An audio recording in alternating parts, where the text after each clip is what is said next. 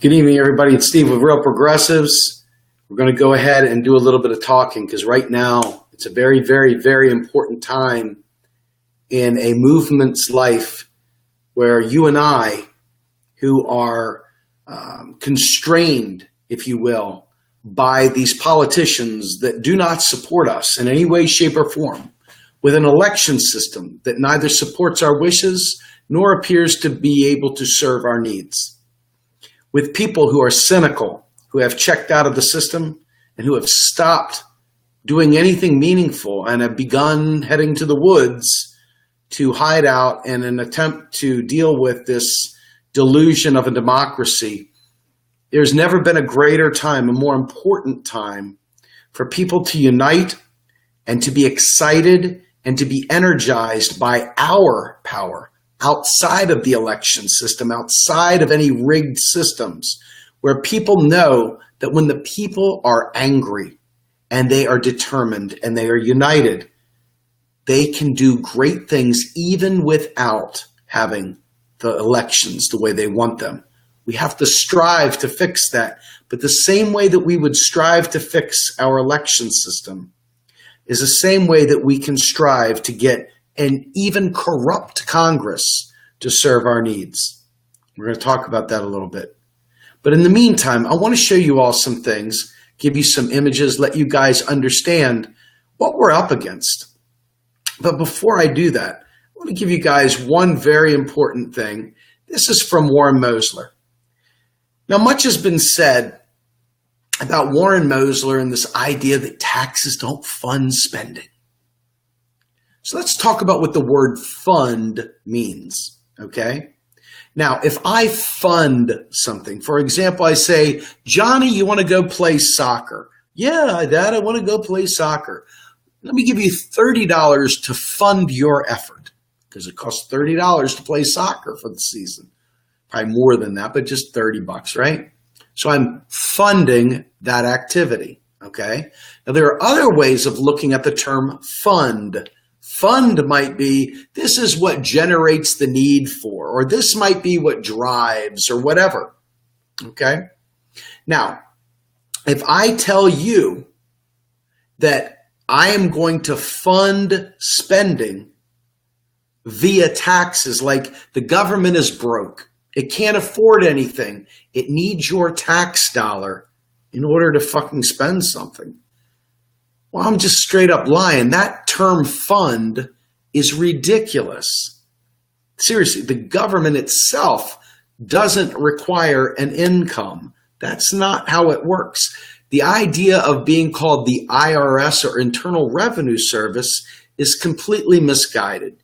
It should be called like the Internal or the Inflation Repair Center or something like that, or Inflation Stoppage Center or something like that. Because all taxes are really doing are literally serving as a monetary tool to prevent inflation and to drive a currency into population so that we have to use it. Otherwise, there'd be a million things. You'd have Chase bucks, Billy bucks, Joey bucks, Gadzooka bucks, Tatsui bucks, Billy Bob bucks, Billy Riffic bucks, and everything else, okay? So what they've done is they've created a necessary condition that you have to use this piece of paper. This piece of paper, this coin, this electronic thing called the government's unit of account, AKA the US dollar. Okay, so Warren Mosler doesn't like to use the term fund because fund is one of those words that people can use for different things.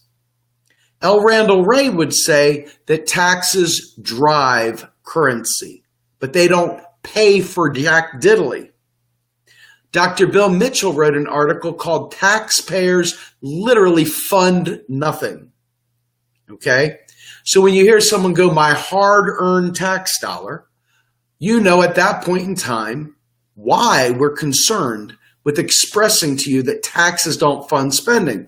Because now all of a sudden, you don't want someone to be able to get some medical treatment you don't agree with. Well, I don't want my hard-earned tax dollars going to that.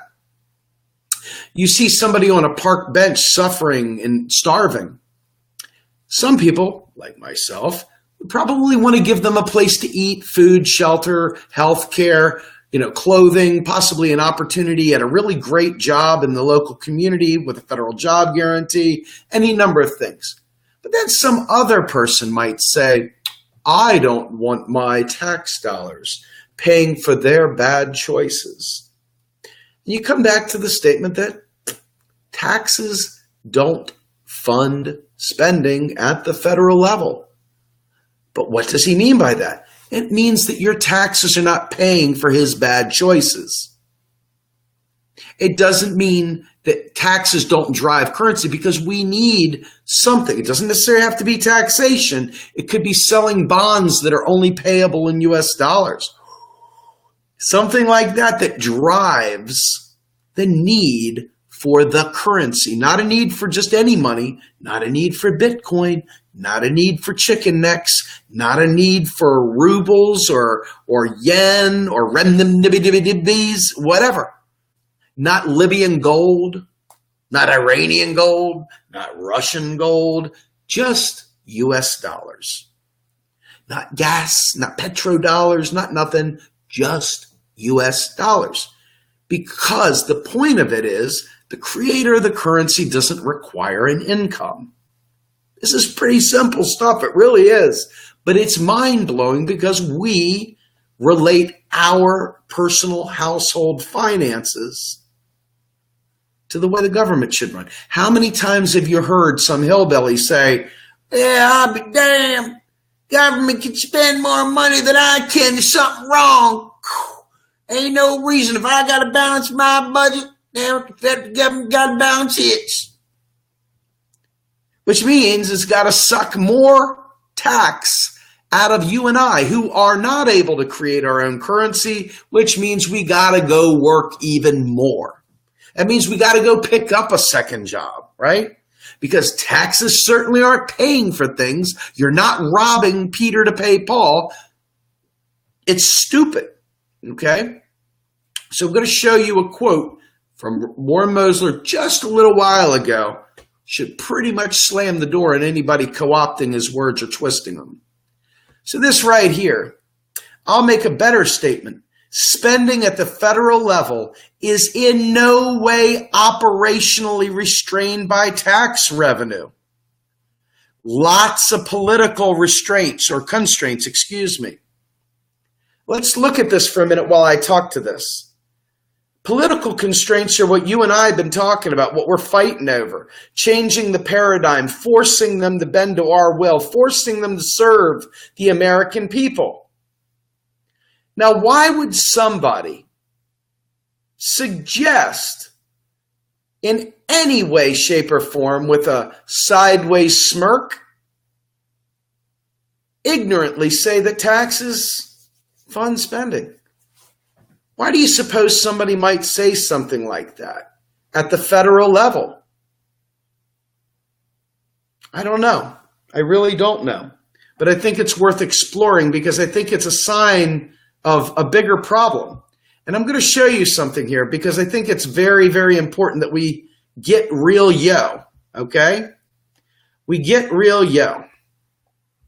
And this, my friends, this next thing I'm about to show you, it's kind of important.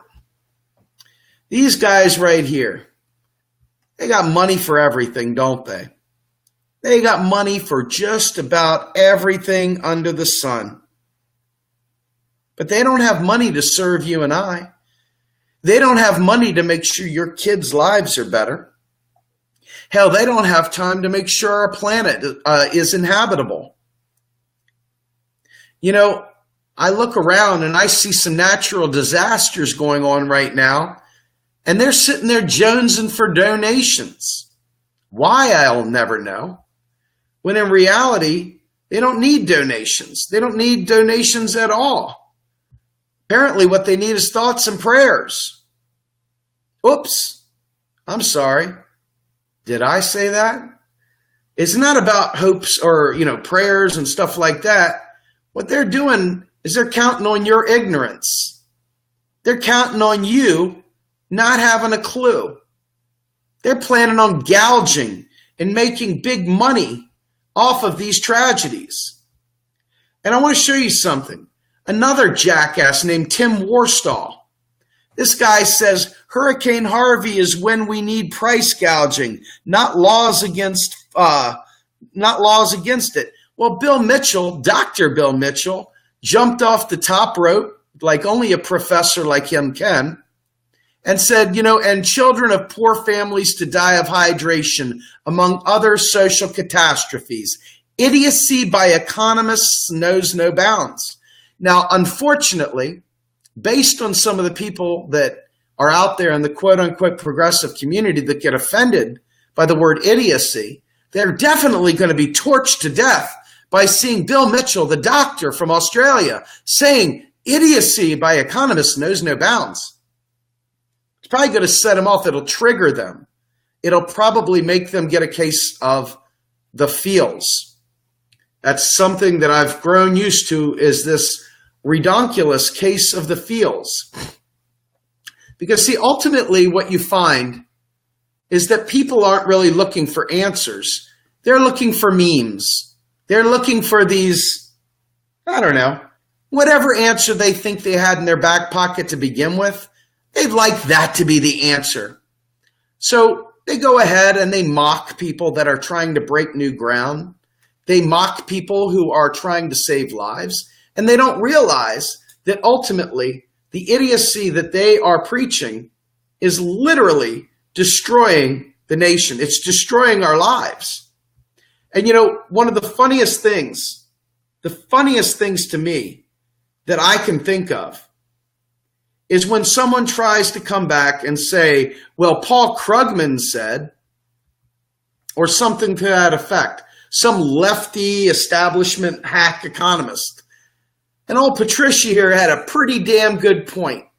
The left has got to realize that the establishment extends to the economic profession. Guys, they're establishment economists too. They're establishment economists.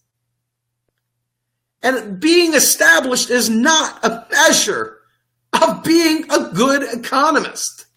I mean, seriously, this shouldn't even be remotely shocking to people. And yet, that's exactly what it is. So what I want to tell you is another trigger warning momentarily. I like to use this term, murderer by proxy. Murderer by proxy. So when you think about what a murderer by proxy is, it's one who stands idly by while we're sitting there trying to make shit happen. And instead of helping us, they sit there and try and sweep our legs like some, 3'11" friggin' cage fighter, jump out and gnaw on your ankle. And instead, the bottom line is they're literally killing people. And they don't even realize it because it's the thinking. It's the thinking of these very, very small minds from very, very small people that create very, very small dreams and create very, very, very bad societies. So I want to get back to something very important. I tried to include this screen cap, but it didn't work out for me.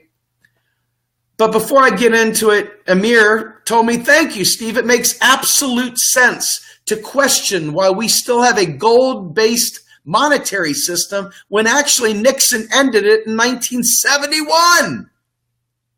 Even Amir gets it. Amir, you are a rock star, my friend. Thank you so much for getting it. But let me tell you the best part, and this is where I'm going to come back on the camera.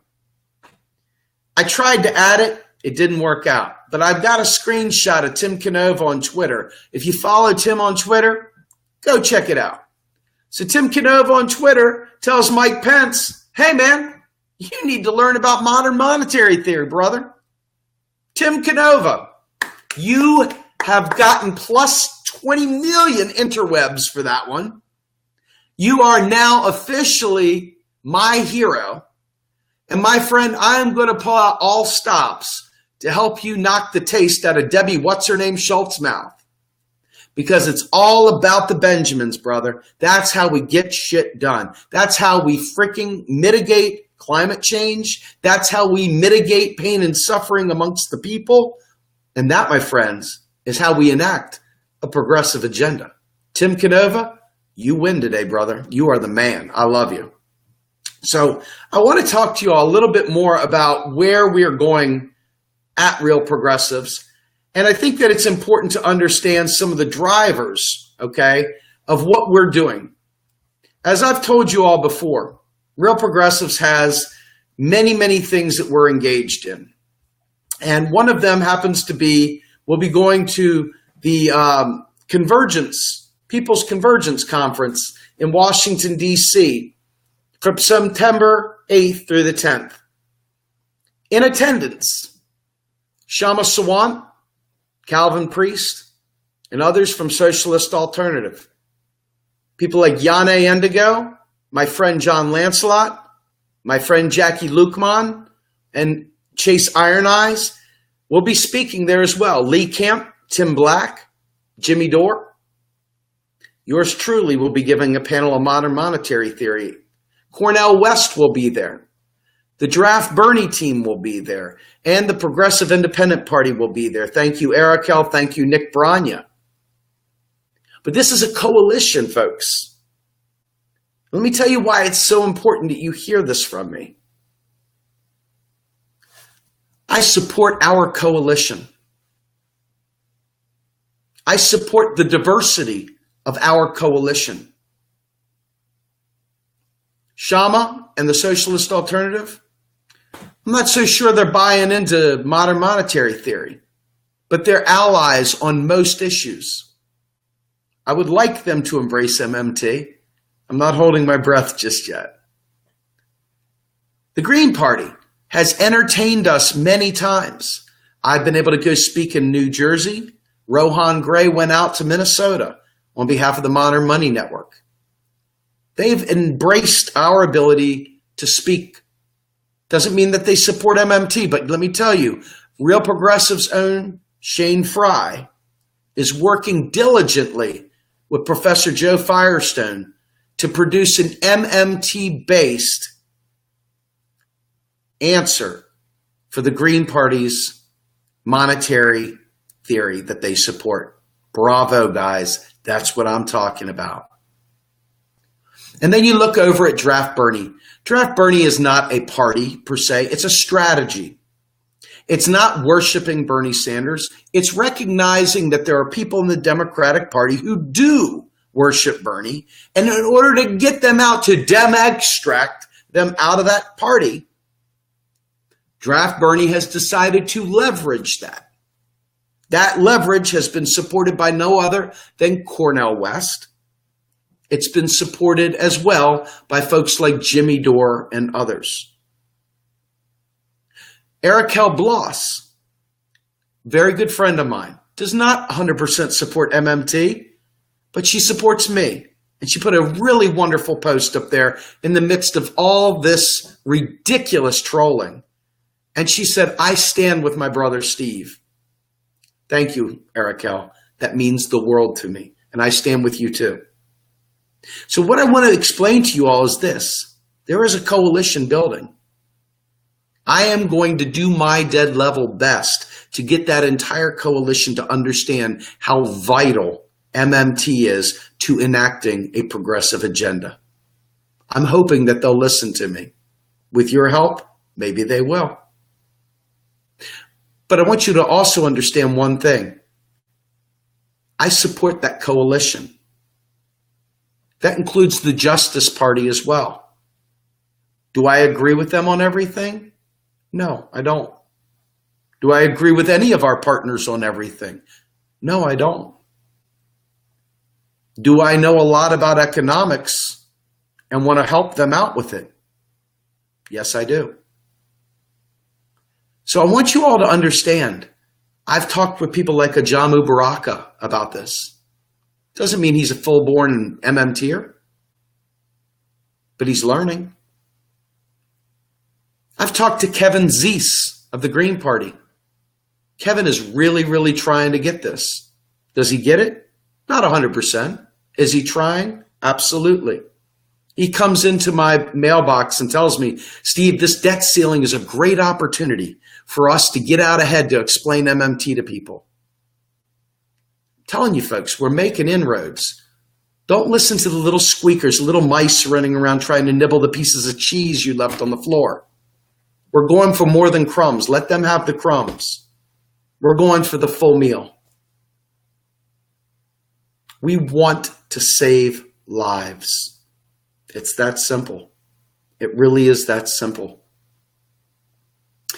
And I think what I want to do before I finish this off, because this is going to be a rather short thing, I want to go ahead and put something up that I feel is very important. This is from Warren Mosler again. So, as you know, people that are not terribly gifted in the art of economics, that don't really understand anything, but are focused on who I am as a person and not trying to save lives because they don't have any interest in that, miss this point. Warren Mosler said what I said in the beginning. He says, it's just semantics about the definition of fund. Spending requires a seller. Tax liabilities create sellers of real goods and services. The government then buys what it wants, paying in dollars. Then taxes are paid.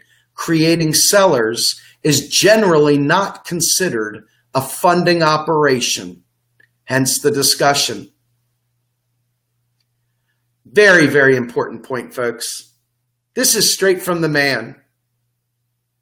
Anybody that says otherwise, you now know, is a motherfucking liar.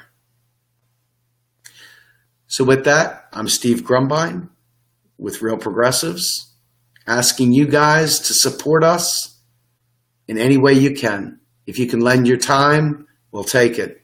If you can lend your expertise, we'll take it. If you have information that can help us incorporate, help us with legal stuff, we'll take it. If you have business experience and understand nonprofit, please contact me. I need your help. And if you guys have any interest in donating to a cause that's doing something no one else is doing, can I please ask you to donate to Real Progressives to help us become a 501c3 so we can take on the likes of the Pete Peterson Foundation, so that we can take on all these people that are trying to cut spending that would ultimately harm not only our planet, not only the animals of the field, but our children? Can I ask for your help in any way, shape, or form? If you've got things that you can donate, folks, we could use cameras. We could use microphones. We could use computers. If you have old, useful, serviceable computers, we could use them. We have people on our team that are deaf. We have people on our team that are blind. We have people on our team with many disabilities that are unable to even type. So if you have dictation services, help us be all-inclusive. That would be great. And if you have talents that I haven't stated already, be it graphics, video editing, whatever, writing, we'd love to have your support. We're a team here.